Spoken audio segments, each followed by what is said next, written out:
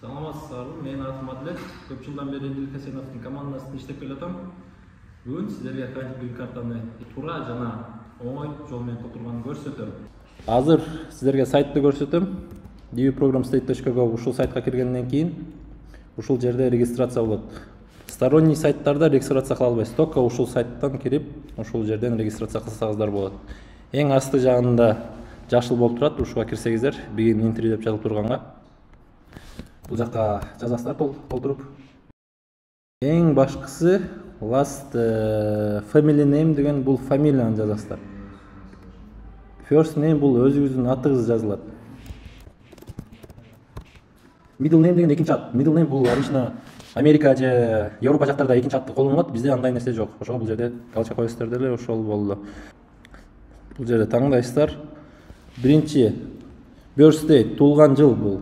Эң башында ай жазылат. Кайсы айда төрөлгөн болсоңуз ошону жазасыздар. Например, 05 майдын 15-и 1995 деп коелу. Город, в котором вы родились, кайсы шаарда төрөлдүгүз деген жер. Бул, например, Токмокто төрөлсөңүз же Бишкектин өзүндө төрөлсөңүз же айылдын село бар болсо селого жазасыздар, айылдын өзүн жазасыздар. Токмок деп жазалы. Так, мамлекет, кайсы мамлекетте төрөлгөнсүздөр? Бул жерде Кыргызстан деп жазасыздар. Андан кийин бул жерге фотографиялар болот, фотографияны киргизесиздер. Фактически mailing адрес деген бул адрести жазасыздар. Фактически адрес кайсы жерде жашайсыздар, ошол адрести жазасыздар. Например, Фрунзе. Фрунзе каякта болсо ошол Бишкек. Бишкек кайсы жака байланыштуу Чуй деп жазабыз. Почтовый zip-код деген бул интернетке почтовый zip-код өзүңөрдүн шаарыңардын почтовый zip-коду болот. Ар бир көчөнүн почтовый zip-коду болот. Ошого жараша ошол эмелерди жазасыздар. Интернеттен тапса болот. Номериңерди жазасыздар. Mail адрес. Бул жака Gmail адрестерди жазасыздар. Кийин утуп калсаңыздар, ушул адреске келет. Эң башкысы бул жерде ваше образование азыркы учурда. Эң башкысы бул жерден грин картага 11 классты бүтүрүүчүлөр эле катыша алат.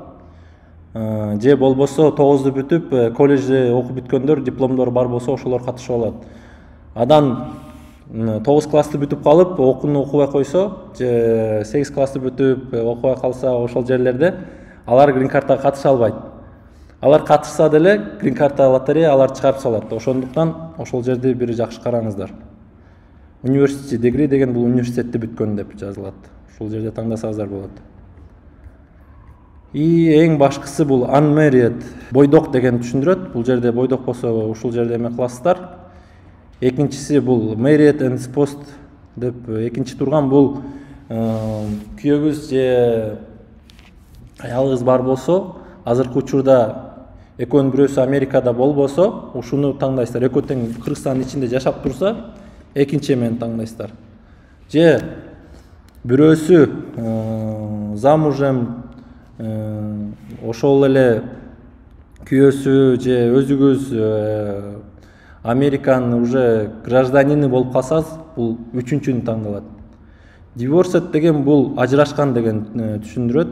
Сиз ажырашкан болсоңуз же ошондой моменттер болсо, ушуну эле указывать этип коесуздар. Видовед деген бул вдова дегенде. Вдова деп, анан бул жерде баланын сандарын жазасыздар.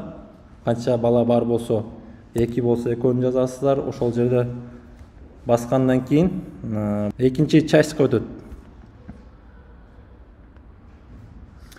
Экинчи частьта бул эң башкысы ошондой эле анкета. Бул жакта күйөөңүздүн атын жазасыз. Биринчи фамилия, андан кийин аты, middle name дагы эле жок. Апрелде деп коелу, 04 апрелдин 15-и. Ал эле 1995 деп жазасыздар. Туулган жери, бул жерге кайсы жерде туулган болсо, ошол жерде жазылат. Сокулук деп коелу. Туулган жери бул күбөлүк боюнча толтурасыздар. Документтер кайсы жерде төрүлгөн болсо, ошол документти карап, ошону толтурасыздар. Кайсы мамлекетте төрүлгөн дегенде бул Кыргызстан деп жазасыздар. Бул жерге фотография жүктөлөт. Анын 2 балагыңыз бар болсо, бул жакта ошондой эле процесс. Биринчи фамилиясы, аты, middle name'ди жок кыласыздар, туулган жылы, пол, кызбы же балабы, ошону жазып полностью толтуруп, аягында моундай success деп чыгат. Success деп чыкканда ушул confirmation number'ды өзүңүзгө сактап каласыздар. Иш жерге жөнөтпөй, башка бирөөлөргө бербей, өзүңүздөр сактайсыздар. Success деп чыккандан кийин майлардын ортосунда результаттарды өзүңүздөр текшерип аласыздар. Сиздерге чоң рахмат. Буюрса Америкада жолугайлы.